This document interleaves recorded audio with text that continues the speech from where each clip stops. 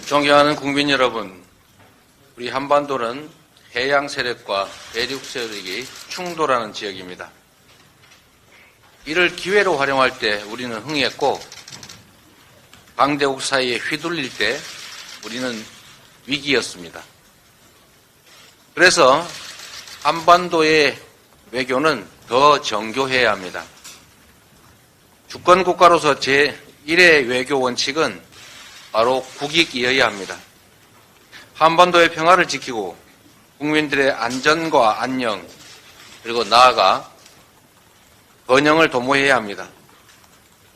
이번 윤석열 대통령의 한미 정상회담도 그러하기를 바랍니다. 대통령과 외교 당국의 어깨에 큰 짐이 놓여 있습니다. 최근 벌어지는 외교 사태에 대한 우리 국민들의 우려가 매우 큽니다. 윤석열 대통령은 지난 19일 로이터 통신과의 인터뷰에서 우크라이나에 대한 군사 지원, 무기 지원 가능성을 공개적으로 언급했습니다. 우리 국민과 국제사회에 천명했던 살상 무기 제공 불가 원칙을 아무 배경 설명도 없이 저버린 것입니다.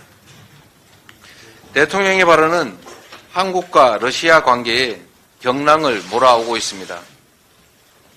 크렘린궁은 전쟁 개입이라며 강하게 반발했고, 러시아 최고위 인사는 북한에 대한 최신 무기 공급까지 언급했습니다. 만약에 실제 우크라이나에 대한 무기 지원이 이루어진다면 그 파장과 충격은 상상을 초월할 것입니다. 당장 러시아에는 현대자동차, 삼성전자, LG전자, 롯데와 같은 500여 개, 150여 개의 우리 기업이 진출해 있습니다. 현지 자산 규모만도 7조 6천억 원에 달한다고 합니다. 우크라이나에 대한 무기 지원은 우리 기업들에게 사실상 폐업 선고가 될 수도 있습니다. 그에 더해서 무기 지원은 북러시아의 군사적 밀착을 자극해서 결과적으로 한반도의 위기를 한층 고조시키고 우리의 안보를 위협할 것입니다. 사실상 한국과 러시아의 관계가 1990년 수교 이전의 상태로 되돌아가게 됩니다. 무엇보다 세계 유일의 분단 국가로서 분쟁 지역에 살상 무기를 제공하는 것은 자가당착이기도 합니다. 전쟁 지역에 살인을 수출하는 국가가 무슨 염치로 국제사회에 우리 한반도의 평화를 요청할 수 있겠습니까? 윤석열 대통령은 무기 지원 발언의 진위를 국민께 직접 소상히 설명드리고 사과하실 것을 충원드립니다. 그리고 잘못된 발언을 철회하시기 바랍니다. 대통령이 중국의 반발을 부를 것이 뻔한 대만 해협 문제를 직접적으로 거론한 것도 납득하기 어려운 자충수입니다. 윤석열 정권 출범 이후에 한중 관계는 이미 악화일로입니다. 최대 흑자국이었던 중국이 최대 적자국으로 전환됐습니다. 그 반면에 북중 간의 협력은 더욱 확대되는 중입니다. 많은 전문가들이 양국 관계가 수교 이후에 최악의 위기를 맞았다고 진단하고 있습니다. 이런 상황에서 대만 문제를 직설적으로 정면으로 거론하는 것은 양국 관계 악화에 기름을 붓는 것입니다. 대만 해협에서의 위기가 곧 한반도의 위기로 대한민국 안보의 위협으로 전가될 가능성이 매우 높습니다. 자칫 사드 사태와는 비교도 안 되는 엄청난 피해를 우리 국민과 기업들이 입을 수도 있습니다.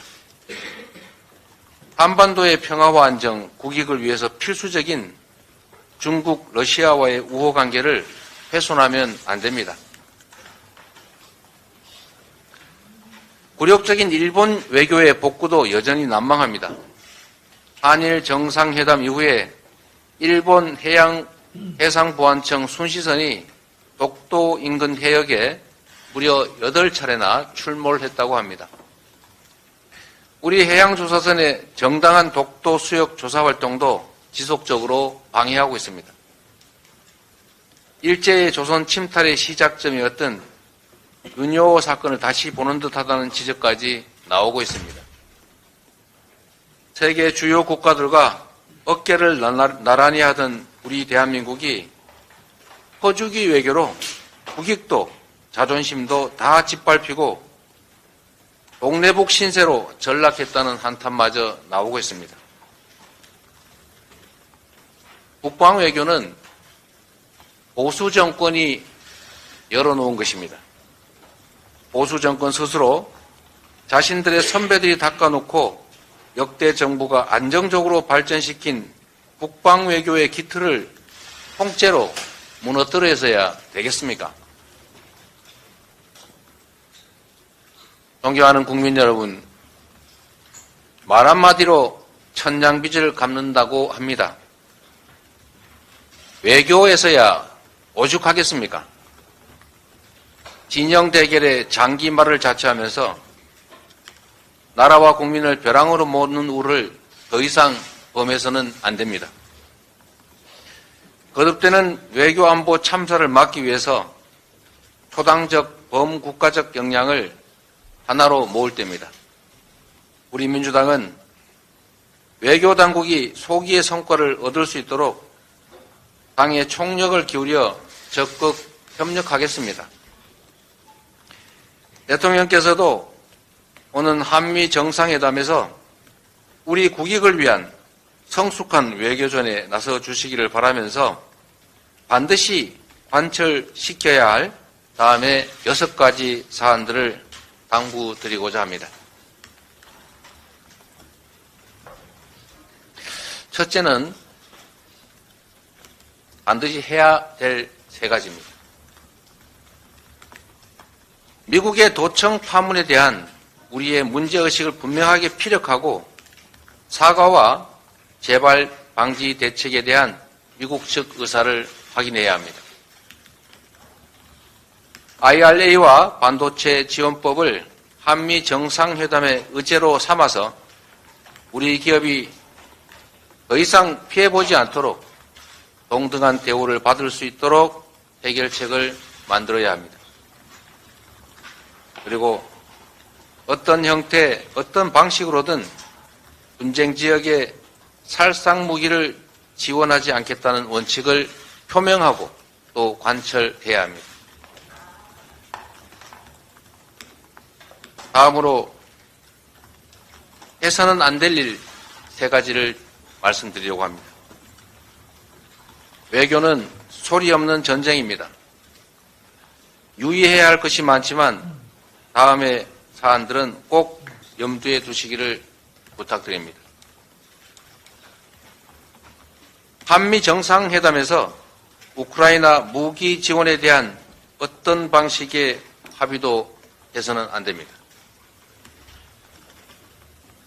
대만 문제에 대한 한국의 굴개입 원칙을 관철하고 공동성명 논의 대상에서 제외해야 합니다.